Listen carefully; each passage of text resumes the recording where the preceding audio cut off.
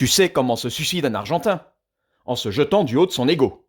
Cette finale de Coupe du Monde est entrée dans la légende et a choisi son camp entre des losers magnifiques et des vainqueurs prétentieux. Et ces deux génies du foot, Messi et Mbappé, ont marqué un peu plus l'histoire. Et pourtant, dans un match à sens unique, plié dès la première mi-temps, où pendant plus de 70 minutes, les Argentins ont dominé outrageusement une équipe de France transparente et méconnaissable, rien ne laissait entrevoir ce scénario de dingue et cette dramaturgie. Le football nous a alors fait vivre toutes les émotions possibles et inimaginables. On a vibré, on a eu peur, on a hurlé de joie, on a été triste, mais surtout nous sommes fiers, parce que jusqu'au bout du suspense, les Bleus se sont battus pour leur rêve, notre rêve. Alors je voudrais savoir, si tu devais retenir qu'une seule émotion, qu'une seule action de ce match complètement fou, ce serait laquelle? Est-ce que c'est l'espoir qui renaît après la réduction du score d'Mbappé à 10 minutes de la fin? Est-ce que c'est la confiance qui revient après l'égalisation d'Mbappé sur une frappe magistrale une minute après? C'est peut-être l'abattement après le troisième but argentin dans les prolongations? Est-ce que c'est l'optimisme et la rage de vaincre après une nouvelle égalisation des Bleus et le triplé d'Mbappé? Enfin,